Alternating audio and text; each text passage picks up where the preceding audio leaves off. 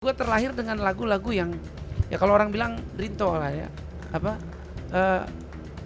muka rambo hati rinto, Oh, gitu. Rinto Harap kan lagunya gitu-gitu kan.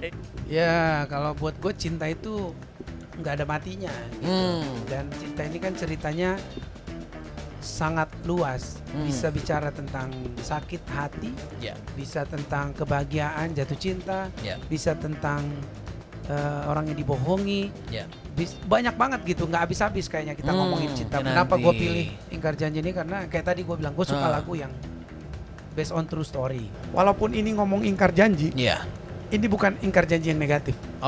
Tapi ini sebenarnya ingkar janji karena keadaan. Di lagu gue kan semua ada itu sebenarnya.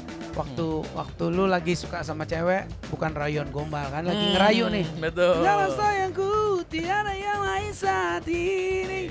Terus ternyata di dalam perjalanannya udah jadian kan, disakiti pak. Tak pernahkah kau sadari. Udah balik lagi, jadian mamanya yang nggak suka. Kamu segalanya.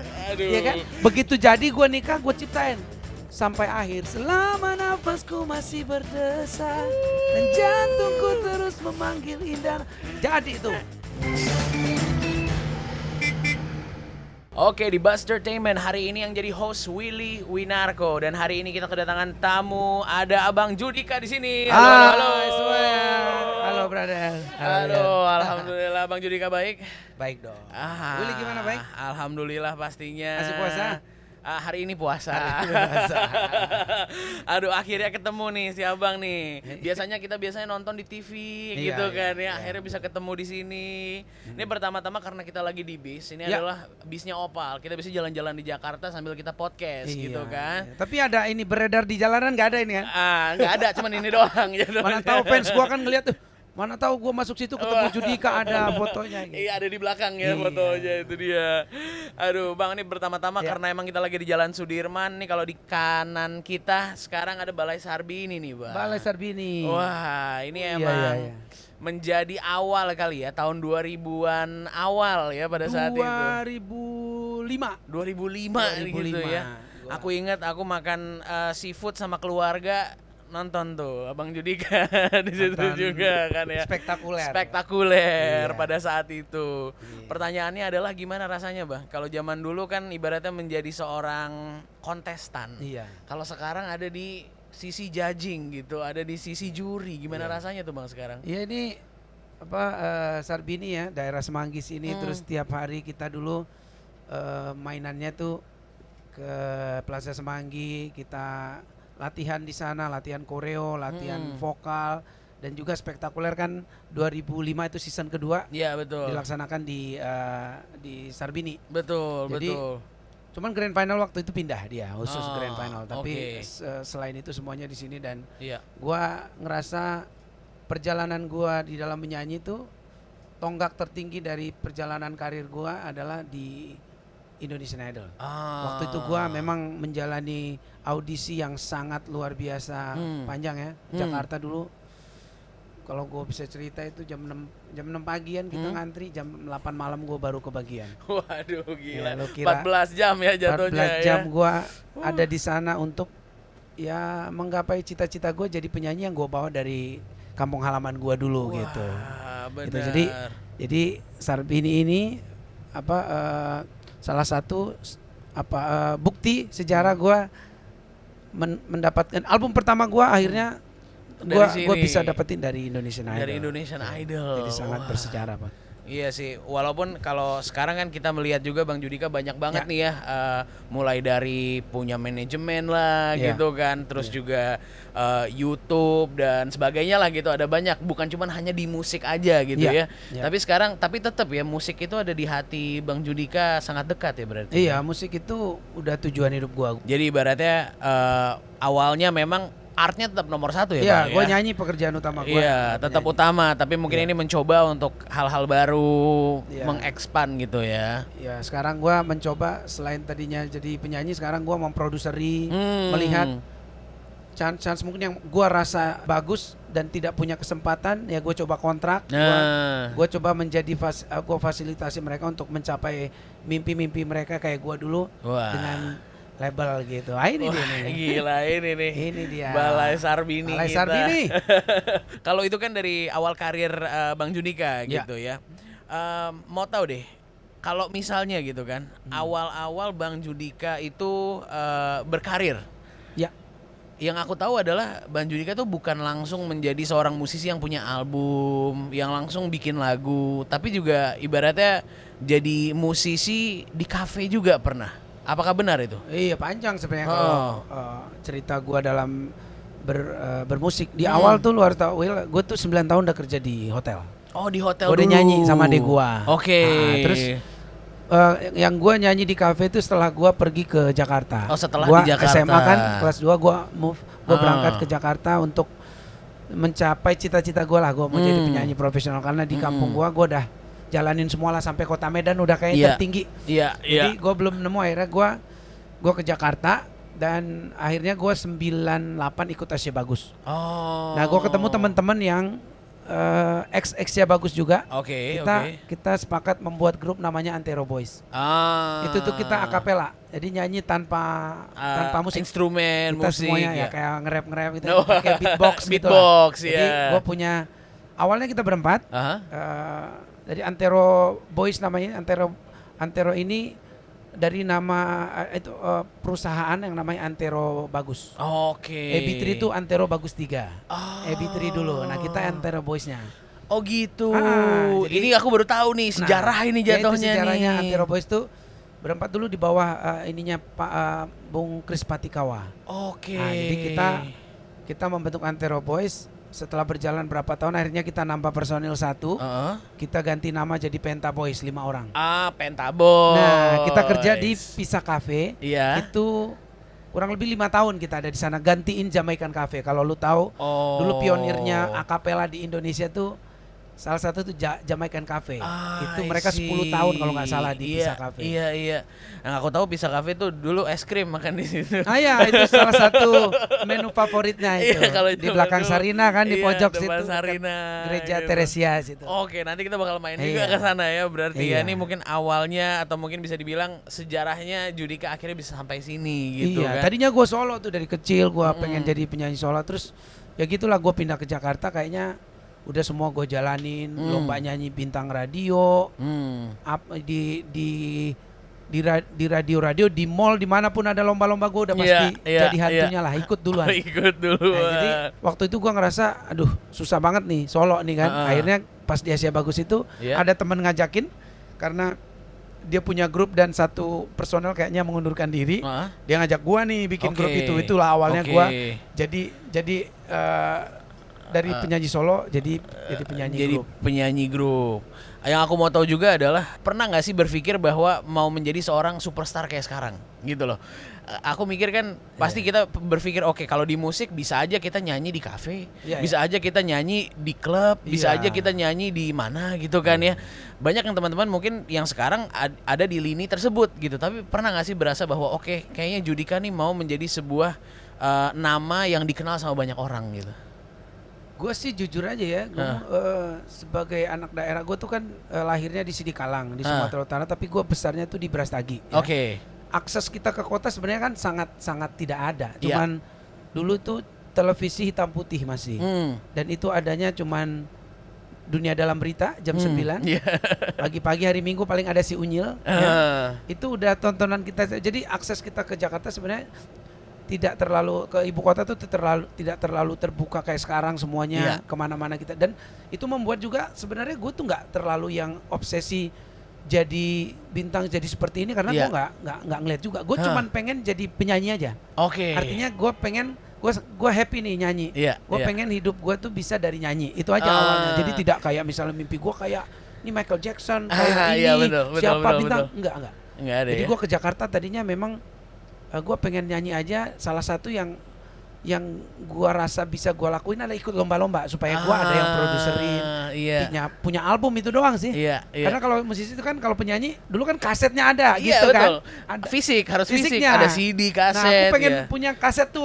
Kira-kira begitu. Di daerah di Brastagi tuh gue udah coba semua gitu, di radio kita udah dikenal. Nah, makanya gue ke Jakarta tujuannya itu. Jadi tidak kalau sekarang kan gue juga suruh anak gue bermimpi yang tinggi. Dulu Sebenarnya tidak kayak nggak mimpi yang setinggi itu, cuman pengen nyanyi aja gue. Iya. Ya pada akhirnya mungkin nggak tahu ya, musisi memang apakah harus seperti itu Bang? Atau banyak musisi memang simple banget orangnya. Iya, simple. Kayak gue juga sebenarnya kalau nggak ketemu istri gue ya, itu gue orangnya sangat berpikir pendek sekali, artinya besok paling jauh tuh mungkin seminggu ke depan gitu. Oke. Nggak terlalu mikir nanti berapa tahun apa mau jadi apa. Nggak ada planning jauh gitu. Jadi ya. istri gue salah satu yang banyak merubah mindset gue kalau kita juga harus berpikir untuk nanti ke depan seperti apa. Gitu. Makanya gue sekarang selalu tiap 3-4 bulan gue keluarin single. Mau dia mau booming mau enggak, pokoknya gue sebagai penyanyi tugas gue adalah berkarya nyanyi pada gitu. Akhirnya menghibur ya menghibur gitu. Jadi simple sampai gue tidak punya mimpi itu, dan makanya di Jakarta gue baru ngeliat harus gue lakuin semua. Tadi di Antero sampai kita juara dunia loh, biar Antero Boys itu juara dunia 2001 lomba nyanyi dunia. Itu udah 2001 tuh dari situ tuh. Jadi gue udah lakuin semua tuh. Kadang-kadang ngeliat di TV tuh yang muncul di Jakarta baru kok si itu suaranya kadang-kadang gitu. Biasa kok udah terkenal banget ya, gue punya album juga belum bisa gitu loh. Ada pikiran kayak ada gitu. rasanya gitu. Walaupun gue tidak, itu perdebatan di ini gue aja lah. Di internal ya, internal kita. Karena gue kan pengen kesana tapi malah lakuin apa ya gitu. Jadi yang sering gue lakuin itu kan cuman ya itu aja yang menurut gue harus gue lakuin adalah dikenal orang dengan lomba-lomba, ketemu link yang benar, masuk label itu. Cuman label dulu susah sekali aksesnya. Iya, pastinya. Karena kalau sekarang mungkin ada sosial media, kita bisa nyanyi. Udah bisa bikin sendiri, upload sendiri, dikenal sendiri. Bahkan Rem Lode kalau nggak salah tuh Komang tuh dia nggak apa-apain katanya lagu bisa. Bener. Ya artinya banyak sekali hal yang selama lu punya hal yang bagus, didukung alam semesta, teman-teman aja bisa jadi. Itu. Tapi teamwork tuh tetap harus kita buat. Gitu. Teamwork ya di situ ya. Seberapa pentingkah teamwork kalau untuk abang sendiri? Buat gua tim itu penting banget, apalagi buat ada orang yang bisa ngelakuin semuanya sendiri. Gua akuin tuh banyak, gua lihat juga teman-teman gua bisa handle banyak hal sendiri. Kalau gua tuh tipenya, gua tuh memposisikan diri gua tuh sebagai eksekutor, gua penyanyi gitu loh. Gua nggak mau mikirin yang selain itu, karena menurut gue nyanyi aja banyak yang gue pikirin. Gue harus mikirin list lagu, penontonnya nanti apa ini. Nah, jadi gue menurut gue kayak untuk misalnya gue bikin album, yang mikirin untuk promosi, yang mikirin untuk jadwal dan lain-lain tuh harus ada tim. Walaupun mungkin gue pengennya ada yang ngurus supaya lebih deadline-nya tuh teratur lah. Lebih rapih juga gitu kan. Dan Bang Judikanya juga bisa fokus sama hal yang memang penting gitu kan. Pekerjaan utamanya, karyanya, nyanyinya gitu. Ada gak sih kalau boleh di-sharing juga ke Opal Gengs yang lagi nonton gitu, prinsip hidupnya dari seorang Judika? Prinsip hidup gua itu jangan suka nunggu. Artinya don't wait until tomorrow what you can do today. Itu dari dulu awalnya itu dikasih tahu orang jadi moto-moto inilah, tapi sebenarnya itu setelah gua lakuin, gua dewasa lah, umur 20-an ke atas tuh gue pikir memang banyak hal yang lu nggak boleh tunggu. Kesempatan itu kadang-kadang orang malah bilang kesempatan tuh jangan justru, kan orang bilangnya tuh jangan buang kesempatan. Ya, gitu betul, kan? Betul. Itu menurut gue kesempatan itu malah harus diciptakan. Jadi kalau nunggu-nunggu kesempatannya nggak datang-datang, artinya lu ya gimana dong nggak ada kesempatan. Gitu dong alasannya. Menurut gue nggak. Jadi lu nggak boleh nunggu, lu harus terus berkreasi, berusaha untuk bikin sesuatu yang memang lu inginkan gitu. Kayak gue, passion gue tadi nyanyi, lu harus bergerak terus. Kalau lu diam terus nunggu kesempatan mau jadi penyanyi terkenal gini-gini, tapi lu cuma nunggu dan tidak bergerak, tidak berusaha, kalaupun lu dapat itu namanya mukjizat lah. Alhamdulillah dikasih gitu. Diberikan. Rezeki kan gak kemana kata orang. Lu bayangin gue 9 tahun sampai gue umur 29 tahun baru gue punya album itu. Dan itu selama itu gue nyanyi terus, Pak. Artinya gue berusaha terus, gue nyanyi terus aja, tidak gampang. Jadi apalagi orang yang diam menunggu gitu. Wah, gue seneng banget sih ini bisa dikasih sharing seperti ini, karena mungkin banyak orang yang melihat kita setelah misalnya namanya udah ada di mana-mana gitu kan. Tapi ternyata sebelum itu pun belasan tahun itu ada gitu. Kalau yang aku sering lihat adalah musisi sekarang, mereka biasanya nulis lagu dulu untuk musisi lain gitu kan. Abis itu membantu musisi lain, baru nanti mereka bikin punya mereka sendiri gitu kan. Iya, banyak jalannya. Masing-masing kayak aku juga kan sebenarnya dulu nggak bisa cipta lagu. Gue nyanyi doang, ya kan. Terus tiba-tiba gue punya pengalaman disakitin, ya kan. Nah ini masukan buat teman-teman juga yang pengen mungkin jadi musisi. Dan gue dari dulu bilang diri gue tuh nggak bisa ciptain lagu. Gue nggak pernah berani lah ciptain lagu karena kata-kata di dalam hati gue tuh nggak ada yang mau gue tulis gitu, jadi kalau gue tulis tuh kayaknya menurut gue kayak nggak cocok, kaulah bulanku. Buat gue tuh akhirnya gue ngerasa nggak ada nih. Tapi waktu gue lagi jalanin satu hubungan terus gue sakitin, gue pengen banget tuh nulis gitu. Malah pengen mencurahkan pengen gitu. Itu kayaknya lirik ada tuh. Pernah gak lu ngerasa jarak antara kita kini semakin setelah kau kenal dia? Itu bener-bener apa yang gue alamin kan. Dan ternyata lagu itu yang membuat gue dikenal orang sebagai ini nih Judika nih, sama yang mana? Aku yang tersakiti, Mama Papa Larang. Itu semua lagu yang justru yang gue nggak pernah harapin tadi. Gue pengen jadi penyanyi, tiba-tiba gue dapat bonus tuh gara-gara bonusnya banyak ya. Jadi pencipta lagu. Gara-gara gue manfaatin momen gue disakitin, tapi tidak terpuruk di sana, malah gue ciptain lagu. Gitu. Emang sih katanya musisi itu dapat cuan banyak kalau disakitin hatinya ya bang ya, katanya gitu ya. Banyak Will, ini kayaknya gue kenal nih daerah nih, kita jalan nih. Ini Jalan Denpasar, daerah Kuningan. Nih, kalau tadi gue cerita tentang Mama Papa Larang. Nah, di sini salah satu dalam proses 6 tahun gue berjuang tuh ini salah satu sejarah yang gue nggak bisa lupain. Ini waktu itu bini gue ikut Putri Indonesia 2007. Dan dia runner up, dan waktu menang tuh mereka ditempatkan di sini. Gue waktu itu dalam proses gue berpacaran, gue pernah berantem sama dia. Berantem karena salah gue lah.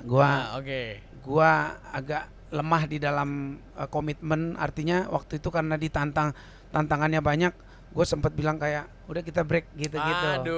Nah, jadi dia nganggap itu kayak sesuatu yang menyerah dari ini gue, jadi dia marah. Dia nggak mau ketemu gue.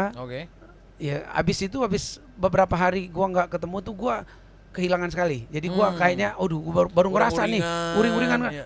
Nah gue datang nih ke sini nih, gue tidur di depan perumahan ini sampai dia keluar. Gue ingat mobil gue masih kredit dulu, mobil City. Jadi berapa lama itu di situ? Gue tunggu seharian, dia nggak keluar. Jadi bermalam di depan gue, di depan ininya. Terus besoknya mungkin dia mau keluar kemana, baru dia keluar. Ketemu tuh di jadi situ. Gua temuin. Jadi gue inget banget di sini salah satu mungkin yang menjadi juga yang sebagai wanita mungkin dia ngerasa ini orang memang bener-bener serius gitu. Jadi di situ akhirnya gue dimaafin. Habis itu gue nggak pernah keluarin kata-kata yang menyerah gitulah. Karena tadinya kita nih dilarang, yang tersiksa sebenarnya dia. Karena orang tuanya yang selalu marah-marah, dibilang anak durhaka, dibilang nggak sayang orang tua. Jadi gue waktu itu ngerasa kayak, aduh kasihan banget sih. Udahlah kita ini aja kali, biar lo jangan diginin terus gitu. Tapi ternyata gue sok jago, gue pun nggak mampu gitu. Nggak mampu, dan akhirnya gue kejar lagi dong. Kejar, akhirnya sampai nginep di sana, dan akhirnya dia maafin gue. Disitulah kejadian. Itu kelihatan komitmennya di situ tuh. Dia tuh nggak bisa dilawan masalah komitmen. Dia kalau udah bilang A, lu mau sampai siapapun lawannya, siapapun di depan, dia nggak akan bisa berubah. Pokoknya harus gitu, saklek gitu ya, saklek di situ. Aduh bang, ini banyak banget tadi cerita-ceritanya, mulai dari lagunya, mulai dari awal karirnya gitu ya. Mungkin sekarang aku pengen ngobrol tentang Bang Judika sekarang gitu. Baru aja mengeluarkan sebuah single, Ingkar Janji. Nah, kalau aku baca-baca ini adalah sebuah lagu yang memang terinspirasi dari teman abang sendiri gitu kan. Iya, ini lagunya salah satu jebolan Indonesian Idol. Oke. Namanya Happy Andromeda. Jadi lagu ini sebenarnya lagu terakhir yang akan gua rilis secara single. Gitu. Karena setelah ini gua punya project kolaborasi. Jadi semuanya gua udah siapin, tapi ini single terakhir yang gua akan rilis dengan versi solo gitu.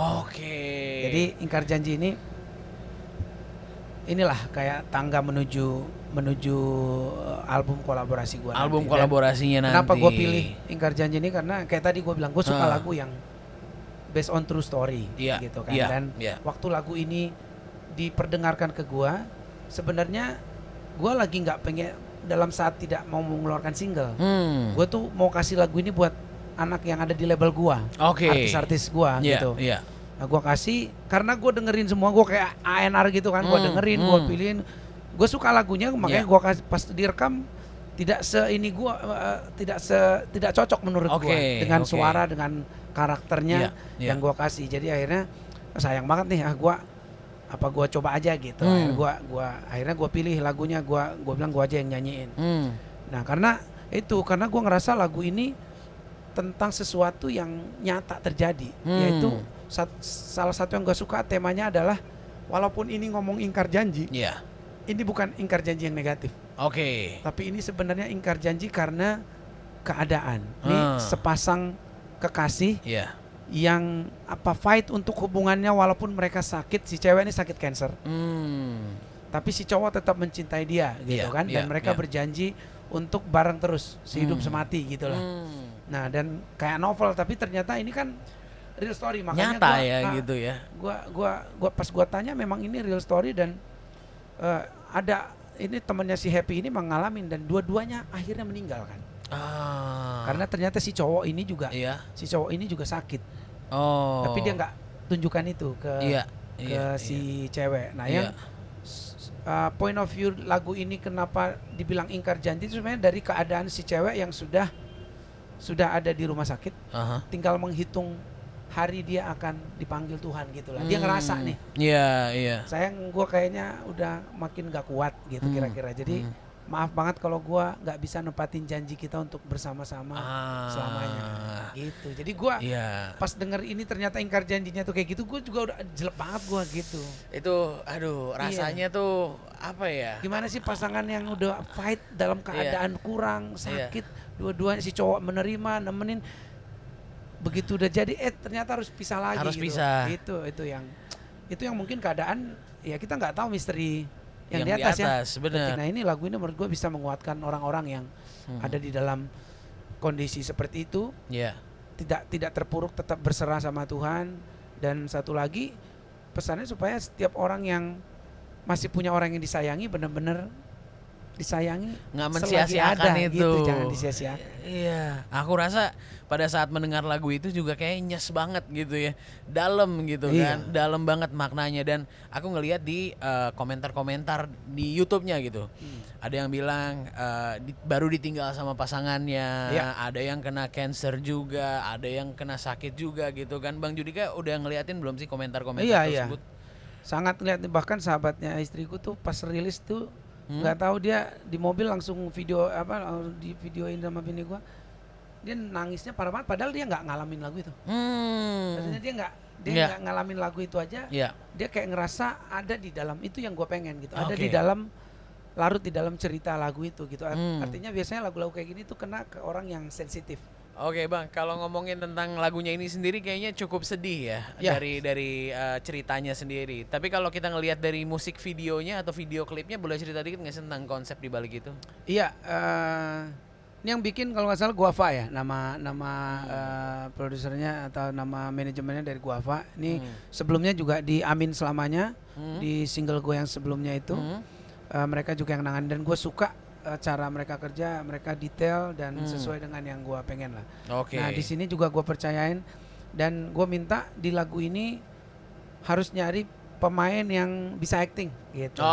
Jadi karena lagu ini menurut gue up and down mainnya, dia harus bisa happy, tiba-tiba lu harus nangis dengan kondisi cerita itu gitu. Jadi pas dipilih Baskara sama Hana itu gue liatin profilnya, memang mereka pemain-pemain menurut gue watak, mereka bisa melakukan itu. Dan akhirnya setelah terpilih gue juga minta harus terlihat semuanya tuh natural.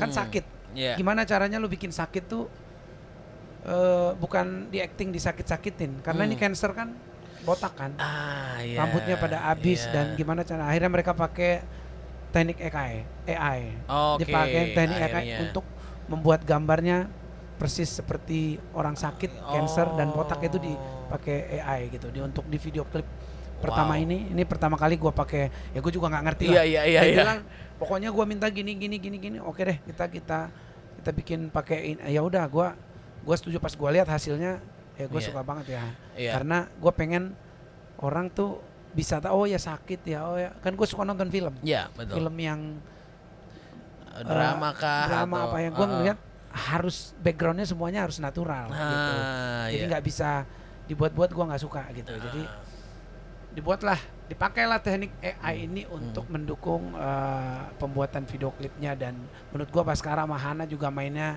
gokil banget, emosionalnya di situ ya.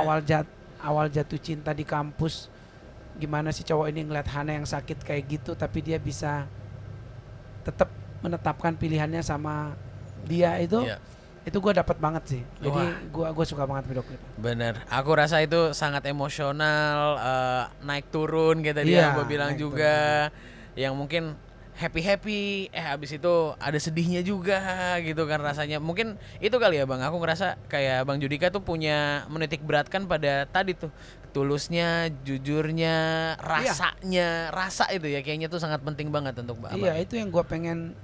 Ini kan visual ya, visual tuh gue pengen orang larut di sana. Kenapa gue bilang tadi gue suka nonton film, karena gue suka larut di dalam film-film yang dalam gitu mainnya gitu, yang gue nggak ngerasa dia pura-pura marah, pura-pura nangis. Nah makanya pas dibikin di sini, memang isi lagu ini kan adalah apa orang larut di dalam, gila dia jatuh cinta ya, tapi ternyata si cowok ini kan gentle banget di sini. Dia yang ditunjukkan sebenarnya kan si cewek yang sakit, tapi dia tetap melamar. Di akhir cerita dia baru dilihat di studio itu kalau dia juga batuk berdarah. Ternyata dia tidak mementingkan dirinya, dia nggak peduli dirinya. Dia peduli sama pasangannya gitu. Dan pada akhirnya apapun usahanya, gimana pun cintanya, ya kalau Tuhan berkehendak lain ya betul. Itu hal yang harus dihadapin. Itu yang gua pengen dapetin di visual itu, hal-hal kayak gitu tuh harus muncul gitu. Gua pengen orang larut di dalam ceritanya, dan ya it happens lah menurut gua. Bagus banget. Betul. Nah Bang, ada satu lagi yang pengen gua tanya, especially karena Bang Judika nih kan ya terkenal dengan lagu-lagu cinta, ya kan? Ada sesuatu yang spesial nggak sih sama lagu-lagu cinta Bang Judika, yang kenapa akhirnya memilih untuk membuat lagu-lagu cinta? Ya kalau buat gue cinta itu nggak ada matinya gitu. Dan cinta ini kan ceritanya sangat luas, bisa bicara tentang sakit hati, bisa tentang kebahagiaan jatuh cinta, bisa tentang orang yang dibohongi, banyak banget gitu, nggak habis-habis kayaknya kita ngomongin cinta. Belum lagi nanti yang dibohongi ini lebih spesifiknya kayak apa, yang lagi jatuh cinta ini kayak apa, belum lagi jatuh cinta sama pasangan orang yang bukan miliknya gitu kan. Bisa pertama jatuh cinta ternyata cinta kepada orang yang salah gitu. Jadi menurut gue secara pribadi sih mungkin karena memang gue dibesarkan dengan lagu-lagu cinta. Ya. Orang Batak tuh kan basicnya lagunya melankolis. Yang pertama dulu yang gue tahu kayak lagu Inang, itu Inang tuh artinya mama. Itu salah satu lagu Batak yang sangat sedih, yang menceritakan kedekatan anak sama mamanya. Pas anaknya pergi merantau dan dia lihat mamanya menangis, dia bilang, "Mama, kenapa lu nangis? Gue nggak bisa gini." Jadi gue terlahir dengan lagu-lagu yang ya kalau orang bilang Rinto lah ya, muka rambo hati Rinto. Rinto Harap kan lagunya gitu-gitu kan. Lagu-lagu melankolis. Nah jadi gue dari kecil sudah terlatih kayaknya untuk menyanyikan lagu-lagu yang ballad, yang tentang cinta yang dalam tuh gue lebih ini gitu, lebih dalam gitu. Daripada gue bisa nyanyi lagu rock and roll, nyanyi blues, lagu gue bisa, tapi untuk di album tuh kayaknya orang tuh kalau kita bikin album kan selalu tuh ada 10 lagu misalnya. Terus kita sama label milih-milih lagu, pasti lagu slow yang jadi jagoan. Jadi emang lagu yang upbeat tuh nggak pernah dapet tempat gitu. Sampai gue berencana, gue bikin single nggak usah ada lagu tandingan, satu lagu aja supaya itu aja gitu. Cuman pas bikin kayaknya nyari lagi deh. Ya namanya juga kan kayak Koki kan biasanya kan bisa, semuanya bisa. Tapi ada nih satu khasnya gitu kan. Dan emang kalau Bang Judika itu di lagu-lagu cintanya lagu cinta yang gue cinta banget. Iya, cinta banget sama bikin lagu-lagu cinta. Wah, ini jadi soundtrack kita ibaratnya pada saat lagi pacaran kah, apalagi lagi nggak baik-baik aja hubungannya gitu ya. Itu semua jadi soundtracknya. Di lagu gue kan semua ada itu sebenarnya. Waktu lu lagi suka sama cewek, bukan rayon gombal kan, lagi ngerayu nih. Betul. Dalam sayangku tiada yang lain saat ini. Terus ternyata di dalam perjalanannya udah jadian kan, disakiti Pak. Tak pernahkah kau sadari. Udah balik lagi, jadian mamanya yang nggak suka. Kamu segalanya. Iya kan? Begitu jadi gue nikah, gue ciptain. Sampai akhir selama nafasku masih berdesak dan jantungku terus memanggil indah. Jadi itu. Jadi memang ini ya satu perjalanan gue cinta seseorang. tuh ada di lagu gue tuh. Begitu sampai akhir gue masih happy, gue nyanyi. Wah, gitu. Jadi ya paling enak sebenarnya kalau gue ya, karena basicnya bukan memang pencipta lagu yang tiap hari gue pengen nulis gitu. Ya gue seneng. Apa yang gue rasain tuh bisa jadi perjalanan hidup gue. Ibaratnya jadi memento juga, jadi memori. Kalau misalnya kita di rumah punya album foto atau kita punya album foto di handphone kita, mungkin itu jadi album fotonya Bang Judika. Nah ini kayak gini nih, ini yang ini nih, kayak gini aja lu tanya kan. Orang kadang nanya, itu bukan dia tapi aku tuh siapa tuh yang di situ? Aku yang tersakiti, siapa tuh? Gak usah sampai ke sana lagi. Iya. Kalau tadi kita ngomongin tentang musiknya Bang Judika, sekarang aku pengen nanya dong Bang. Apalagi kalau Bang Judika itu pas lagi muda tuh kayak gimana sih zaman dulu? Pas lagi apa? Pas masih muda. Emang gue udah tua ya? Pas lebih muda dari ini gitu. Karena katanya ada perbedaan antara Judika yang dulu sama Judika yang sekarang. Itu kira-kira apa tuh Bang? Apa ya perbedaan? Enggak, kayaknya gue ya pasti ada perbedaan lah. Ya, artinya dulu gue belum punya album, sekarang udah punya album. Dulu nggak punya mobil, sekarang punya mobil. Ya tapi ada yang berubah, ada yang gue tetap orang yang kayak dulu ya. Gue suka dulu gue kemana-mana keluar aja gue. Kan banyak penyanyi atau artis tuh keluar tuh takut kesini. Gue mau keluar aja, gue main bola, makan di warteg, gue mau di mana, gue cuek aja gitu. Orangnya cuek ya. Tetap seperti itu gitu. Mungkin yang lain-lain yang berbedanya ya mungkin secara ini aja ya. Gue dulu kontestan, sekarang gue udah bisa jadi juri. Dulu gue ada di dalam label, sekarang gue punya label. Hal-hal yang meningkat lah di dalam hidup gitu. Dulu gue belum punya anak, sekarang udah punya anak dua.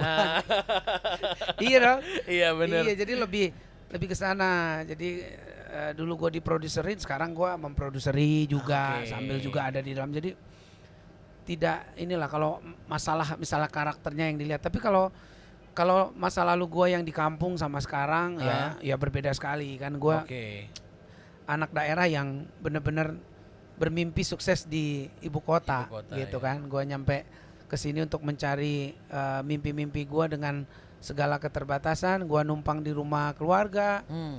Gua naik metro mini kemana-mana, naik mikrolet, ribut di bus kayak gini sama orang yang ribut, gua yang kena. Dulu kan zaman tawuran tuh.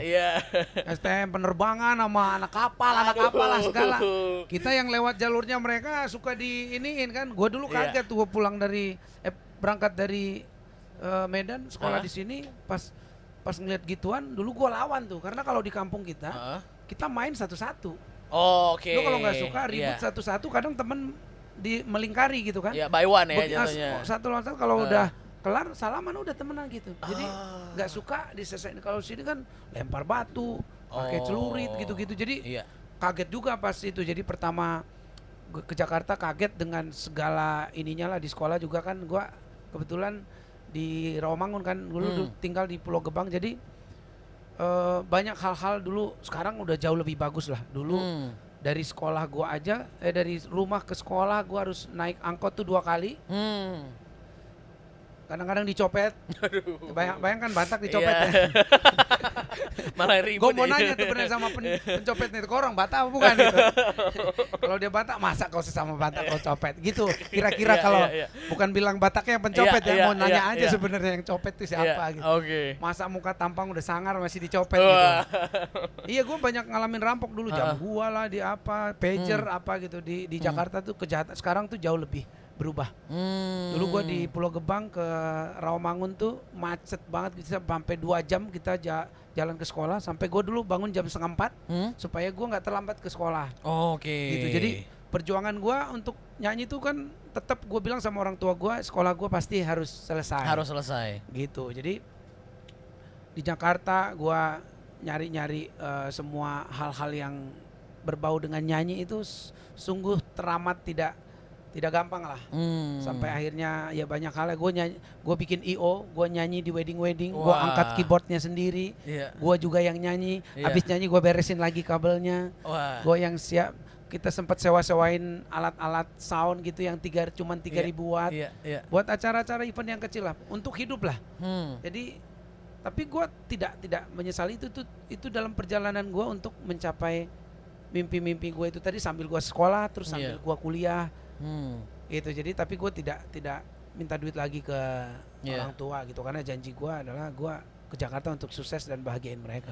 Itu apalagi untuk teman-teman mungkin yang sekarang yang lagi nonton, mereka juga merantau nih Bang Judika, mungkin ada pesan nggak buat mereka? Itu dia buat teman-teman ngerantau dan mungkin belum mungkin ada yang cepet putus asa atau lagi bener-bener nggak tahu mau bikin apa, belum dapat kerja sampai sekarang, terus nggak tahu mungkin mau makan apa hari ini. Itu tuh ya gua nggak bisa bilang macam-macam. Yang pertama harus tetap semangat, harus tetap semangat dan tetap ada di dalam mimpi-mimpinya.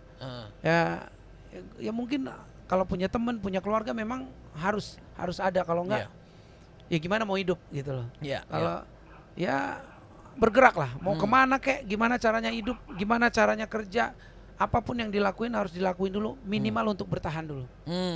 Untuk bertahan dulu. Kayak dulu gue sempat makan sekali sehari gue, karena memang nggak ada uang. Jadi gue harus bayar uang kos, bayar uang apa segala. Kebetulan nyanyi gue terhambat. Jadi ya udah, ya gue sempat ngutang di warungnya yang punya kos di depan, di Sumur Batu tuh di Cempaka Putih, gue masih inget banget. Jadi memang harus tetap semangat dan harus tetap harus waras, tetap optimis gitu. Cari kerja apapun lah, yang penting halal, dikerjain. Habis itu punya pegangan dulu, baru cari mimpi-mimpinya. Jadi kalau kejar mimpi terus tapi kita untuk makan aja masih sulit, ya makannya dulu yang dikejar. Tadi bertahan itu dulu ya. Itu dulu. Mau ada keluarga ya lebih bagus gitu. Tapi kalau yang benar-benar sendiri ya cari teman atau lingkungan yang bisa support. Wah, itu ya. Aku juga merasakan banget kayak teman-temanku. Aku bukan perantau. Ya kan, tapi mungkin aku punya banyak teman-teman yang merantau dan mereka pastinya perjuangannya jauh lebih berat gitu, karena emang keluarganya di rumah gitu kan. Ya bahkan dulu kalau kita sesama orang Batak tuh dibilang asal ada marganya itu udah bisa nolong. Ya kayak gue dulu sempet nggak punya uang di Metro Mini. Terus gue nggak tahu mau bilang gimana ya. Gue tipe yang kecopetan, gue nggak tahu mau bayar apa. Dan gue nggak biasa tuh nggak bayar. Gue ketakutan, akhirnya gue bilang gue ngaku aja. Dicopet aku. Marga apa karena gue lihat gelagatnya ini kan. Orang Batak. Aku tadi dicopet, nanti lah aku bayar kalau karena marga. Akhirnya dia juga mungkin belum dapat uang sewa atau gimana, akhirnya dia ya udahlah, nantilah kalau ketemu bayar gitu. Jadi persaudaraan marga itu juga di dalam hal-hal yang tidak tertentu sangat dibutuhkan gitu. Kalau gue lihat temen gue, misalnya saudara gue lagi terlantang-lantung, dia paling tidak rasa persaudaraan semarga atau satu suku aja udah sangat membantu di dalam keadaan yang sulit. Benar-benar ya, cari teman yang tepat gitu ya, cari teman, cari yang mungkin satu perjuangan gitu ya jatuh. Itu Aku kalau ngomongin tentang anak-anak muda juga nih Bang, kan sekarang banyak musisi-musisi muda yang cukup populer gitu ya. Kalau untuk Bang Judika sendiri, ada nggak sih musisi muda yang sekarang jadi idolanya, atau mungkin yang sekarang lagi didengerin gitu, yang masuk radar ibaratnya? Apa ya? Aku banyak. Aku suka penyanyi-penyanyi anak muda. Musik Indonesia sekarang tuh kan sangat berbeda sama zaman kita dulu. Sekarang tuh semua musik kayaknya ada peminatnya, semua ada tempatnya. Lu mau indie kayak mau apa, dulu indie kan bener-bener dengan komunitasnya gitu. Iya, betul. Sekarang lu sebut misalnya It Gitaf, Yura, ada siapa lagi yang nyanyi yang lebih ini deh, Efek Rumah Kaca, atau banyak hal-hal yang dulu Last Child aja dulu gua di zaman gua promo tuh gua nggak tahu namanya, begitu dia nyanyi itu gila rame banget. Komunitasnya atau fanbase-nya kan kuat sekali gitu. Betul. Dan kalau sekarang kan memang lebih terbuka lagi gitu. Betul. Jadi semua musik tuh di Indonesia tuh beruntungnya pecinta musik di Indonesia tuh sangat beragam. Berbeda sama negara lain. Gua pergi ke beberapa negara tuh termasuk di Malaysia menurut gua tidak seberagam di Indonesia. Mereka tuh kalau nggak penyanyi Indonesia Malaysia bule gitu. Jadi tidak ada yang di tengah-tengah mereka seleranya gitu loh. Jadi menurut gue Indonesia sangat penyanyi mudanya juga bagus-bagus, dari apalagi karena gue sering jadi juri ya dari ajang Idol aja gue suka banget penyanyi-penyanyi yang muncul di sana. Ada Lyodra, ada Tiara, Mahalini, sekarang lu sebut yang Kesha, itu semua menurut gue orang-orang yang mungkin terlahir dari proses yang instan. Betul. Tapi perjuangannya kan juga luar biasa. Betul. Gitu. Dan dalam keinstanan itu memang yang diuji banyak. Gimana mereka akan mempertahankan itu juga akan jadi ujian nanti buat mereka gitu. Nah, ini karena kita sekarang udah ada di daerah-daerah yang kayaknya nih udah daerah Sarinah nih ya. Ini kalau misalnya kita muter balik, ada di kiri ini ada Pisa Cafe nih jatuhnya. Ini yang tadi kita udah sempat obrolin sebentar ya. Dikit, Ini adalah tempat nge-gigsnya Bang Judika di awal-awal karirnya gitu. Jadi kalau boleh kita balik lagi ke zaman dulu kan, ibaratnya pas belum di Jakarta, itu kan udah nyanyi di hotel gitu kan. Itu berapa tahun Bang? Di hotel itu kita 4 tahunan kayaknya gua. 4 tahunan tuh ya di hotel tuh. Itu hotelnya kayak hotel bintang 5 di sana. Oke. Lu kalau tahu Brastagi di Monopoli mainan tuh itu daerah termahal dulu di Monopoli. Gue masih ingat Presiden Soeharto dulu datang ke sana dan ini hotel di zaman itu bintang 5 ini mewah banget. Memang lahannya juga gede banget. Dan dulu Sabtu Minggu kan orang liburan. Kan itu kayak kota turis lah, kayak ke puncak lah. Sabtu Minggu orang ada berenang, malam ada barbekyuan bule-bule. Nah, gue di situ kerja tuh. Menghibur orang yang lagi berenang, bikin gathering, lagi grading perusahaan atau barbekyuan malam-malam. Nah, kita kerja tuh selama kurang lebih 4 tahun. Gue ada di sana. Nah, kalau ini kan ibaratnya agak beda nih, pindah di ibu kota, di Pisa Cafe, tempat mama papaku suka ngajak makan es krim di situ. Nah, nah itu ceritanya gimana? Apa bedanya? Nih di jalan ini nih, sepanjang ini kalau malam dulu kita tuh malam Minggu kalau nggak salah, malam Minggu sampai ini gue parkir bisa sampai ke sini nih. Kan tempatnya di pojok tuh. Karena kita udah nggak dapet parkir. Parkir udah nggak ada. Parkir udah dulu panjang banget. Harus sini, di Gereja Teresia dekat Sotomi. Dulu masih bisa nih, ada tukang parkir yang ngurusin. Cuman kita udah nggak dapat parkirannya. Jadi kita kalau bawa mobil pasti ke sana atau kadang kan bawa motor. Gitu. Nah, di sini gue tuh sejarah gue dengan Antero Boys tuh yang tadi gue ceritain, gue gantiin Jamaican Cafe yang 10 tahun di sini. Kita juga berteman sama mereka dan akhirnya sering main. Mereka udah pensiun lah dari Pisa Cafe, kita nerusin. Kita 5 tahun di Pisa Cafe. Di sini suka duka gua meniti karir juga bersama grup gua. Selama gua di grup gitu, di sini lama banget. Jadi gua udah punya masa sendiri. Setiap orang ulang tahun tuh biasanya sama kita. Kita udah masa-masa orang ulang tahun, orang punya acara spesial di sana karena kita suka gimikin mereka, dan biasanya yang punya acara di sana tuh yang jago-jago nyanyi. Jadi mereka bisa nyanyi, kita iringin pakai aransemen kita dengan akapela. Kayak misalnya In the still of the night, I tell you, kita padududu. Shubidu. Dia yang nyanyi, bawa temennya, makan es krim. Suka ini ya, jadi tempatnya apa ya? Tempat musisi atau orang yang suka musik gitu ya jatuhnya di situ. Orang suka musik punya acara spesial di sini. Wah. Gitu. Kita dulu main di sini 2 kali 45 menit. Jadi dua sesi ya. Dua sesi. Pertama sesi jam 9-an jam 10-an terus istirahat 15 kita makan nasi goreng udah biasa itu. Kalau penyanyi kafe tahu tuh udah punya jatah tuh. Udah ada jatahnya. Ada jatahnya tuh, jatah gua nasi goreng teri dulu tuh. Udah nggak bisa ganti menu tuh. Itu tuh. Ini kalau kita bisa lihat sekarang udah nggak ada nih kafenya nih. Tuh. Itu dia di sana. Sekarang kayaknya udah nggak bisa kafe nih. Udah jadi kantor kepemilikan kayaknya. Dulu orang Itali, ya itu tadi ice cream itu dan pizzanya yang sangat favorit selain musiknya. Kalau gue tadi kan Sabtu Minggu tuh itu Senin sampai Jumat itu ada band-band terus yang main dan band-band itu yang gue sering ketemu ngiringin gue kalau di TV malah. Oh sekarang mereka punya reguleran dulu di kafe-kafe di seluruh Jakarta lah salah satunya. Kalau Senin sampai Jumat tuh ada home band juga di sana. Di sana, bener. Iya salah satunya juga memang ya itu ya Sabtu Minggu ya hari biasa pun biasanya ada live music di situ, ada panggungnya juga gitu kan di situ. Iya dan di sini tuh 5 tahun gua bareng Antar Boys di sini juga yang bikin langkah gua akhirnya ikut Indonesian Idol karena gua berantem di situ. ribut sama tim, ribut sama anggota. Jadi gue masih inget banget karena setelah gue tadinya dulu nggak punya cita-cita lain lagi.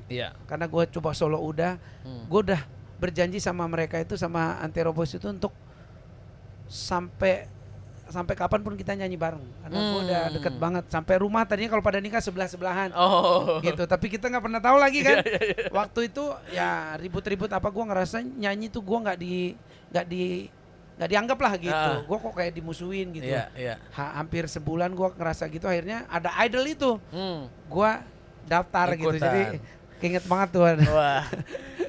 Itu memang ya udah panjang banget ya sejarahnya di sini semuanya. Aduh, terima kasih banyak udah di-spill semuanya di sini ya. Aduh, pastinya Bang Judika kita mau mengucapkan sukses terus untuk semua hal yang mungkin sekarang lagi dikerjakan nih, mau itu mulai manajemennya, pekerjaannya, single barunya, kolaborasinya yang kedepannya. Mungkin boleh di-spill dikit nggak nih buat teman-teman di Opal? Iya pokoknya moto gue dari dulu ya kalau gue sebagai penyanyi apalagi gue dianugerah semua ini anugerah Tuhan kan. Memang kita berusaha tapi anugerah juga harus kita jaga. Gue dikasih Tuhan kayak gini ya gue harus tetap merawat dengan cara apa? Gue harus tetap berkarya. Makanya gue nggak pernah berhenti. Nah setelah single Ingkar Janji ini gue juga udah siapin single kolaborasi yang pasti nanti bikin fans gue atau pecinta musik Indonesia wow gitu. Gue pengennya gitulah. Maksudnya bukan wow secara ini ya proyeknya tapi gila Judika kolaborasi sama ini. Ternyata kolaborasi sama ini. Itu yang gue pengen yang lintas genre lah.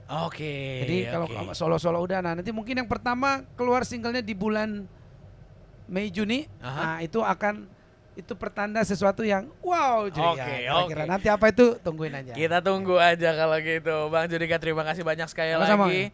Opal Gang jangan lupa buat follow kita di semua social media di opal_id. Ladies and gentlemen, boys and girls, itu dia Judika.